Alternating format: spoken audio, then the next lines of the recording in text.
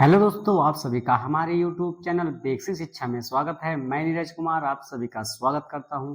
दोस्तों, आज हम लोग पढ़ने वाले हैं अक्षांश और देशांतर रेखा के बारे में।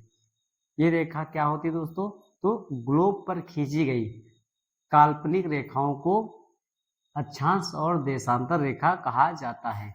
अब दोस्तों, ग्लोब क्या होता है? तो पृथ्वी की भौगोलिक स्थिति की जानकारी के लिए हम इंसानों द्वारा बनाया गया पृथ्वी का एक छोटा रूप या नमूना समझो, तो उसी को कहते हैं ग्लोब।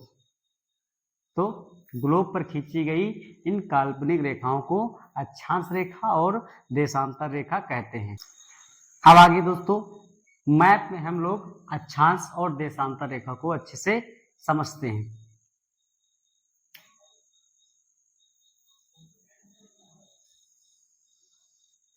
तो दोस्तों, ये हमारी पृथ्वी का ग्लोब है।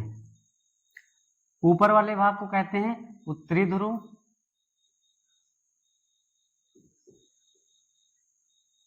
और नीचे वाले भाग को दक्षिणी ध्रुव कहते हैं।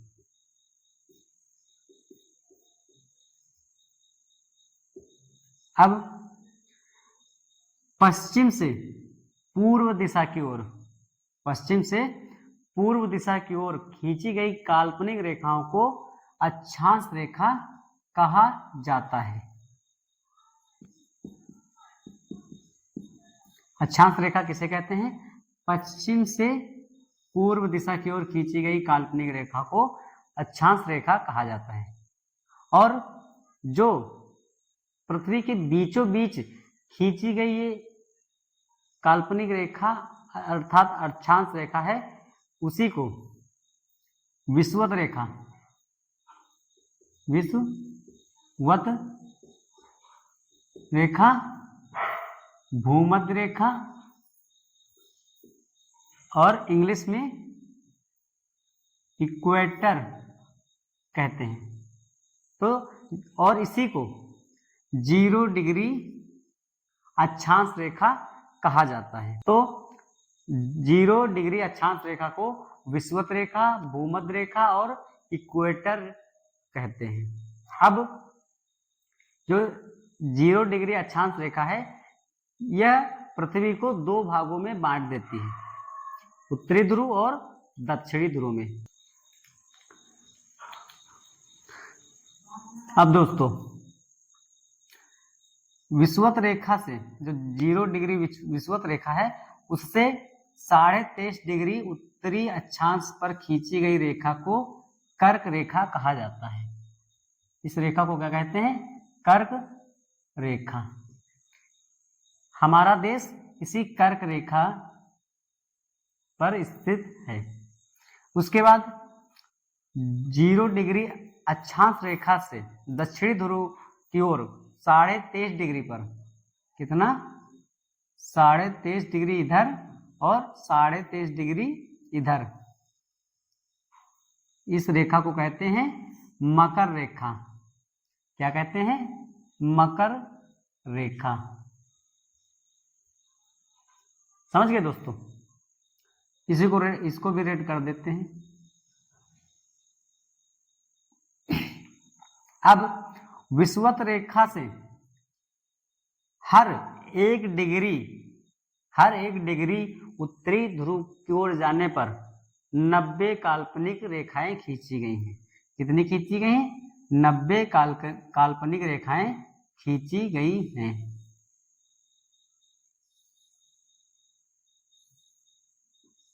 तो 90 उत्तरी ध्रुव की ओर और 90 ही दक्षिणी ध्रुव की ओर खींची गई हैं। टोटल अक्षांश रेखाएं कितनी हो गई हैं?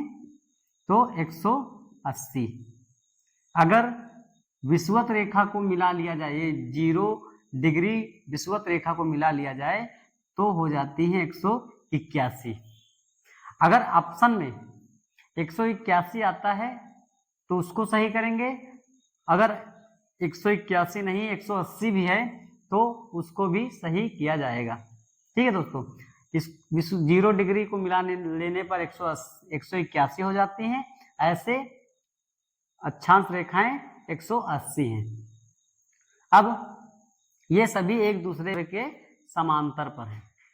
अब प्रत्येक एक अक्षांश रेखा से दूसरी अक्षांश रेखा के बीच की दूरी कितनी है? तो 111 किलोमीटर। कितनी है? 111 किलोमीटर है। तो इतना हमें अक्षांश रेखा के बारे में याद रखना है। उसके बाद हम लोग अब बात करते हैं देशांतर रेखा के बारे में। देशांतर रेखा क्या होती है? तो ग्लोब पर उत्तरी ध्रुव और दक्षिणी ध्रुव को मिलाने वाली रेखाओं को देशांतर रेखा कहते हैं।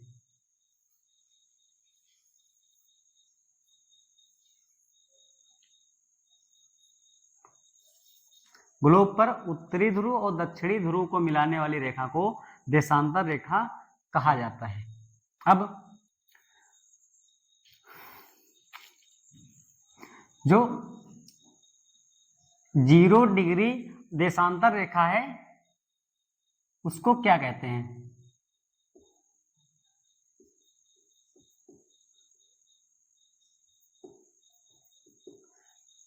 उसको कहते हैं प्रधान यामोत्तर रेखा और प्रधान मध्याह्न रेखा। यही रेखा है जो इंग्लैंड के शहर ग्रीनविच से गुजरती है। कहां से? इसी को ग्रीनविच लाइन भी कहते हैं। ग्रीनविच लाइन भी कहते हैं।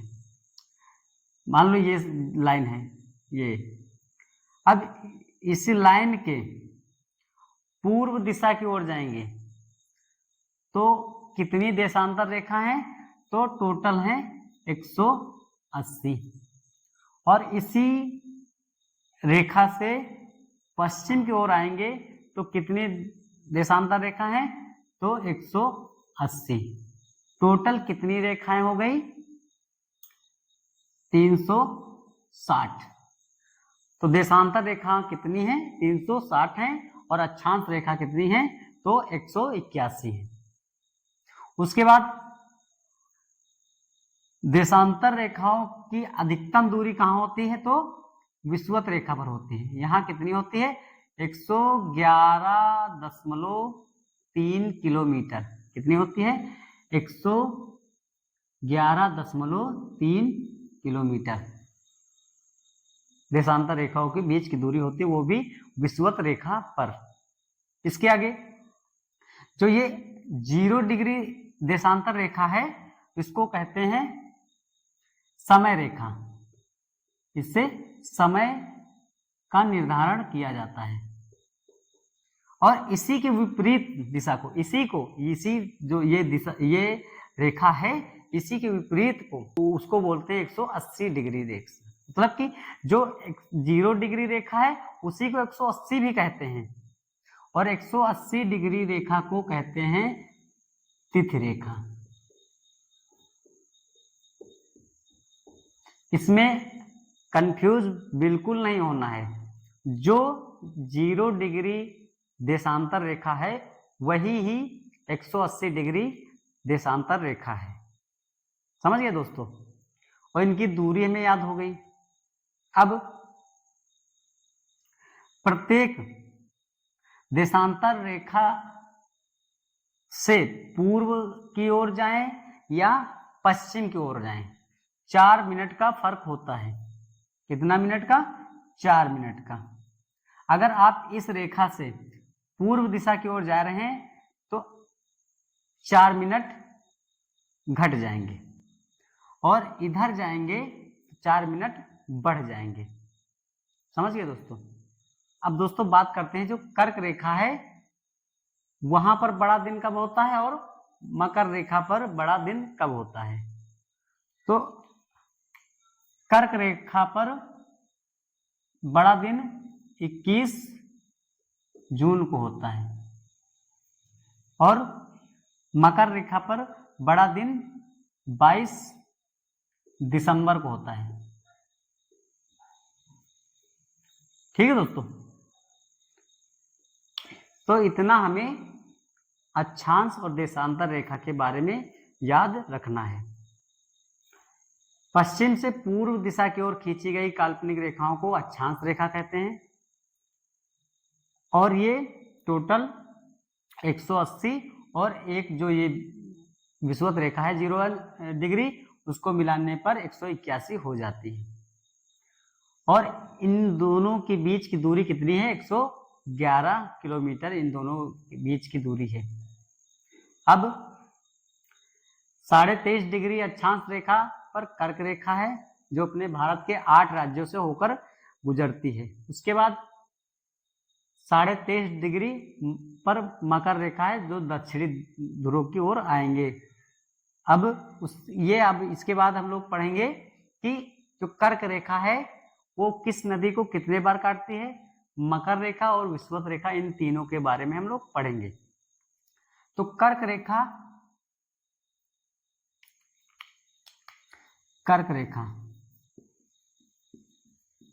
अब कर्क रेखा को माही नदी 2 बार काटती है। जैसे मान लो ये कर्क रेखा है, ठीक है, अब ये माही नदी इधर से गई और फिर ऐसे आ गई, तो ये 2 बार कट कर दिया।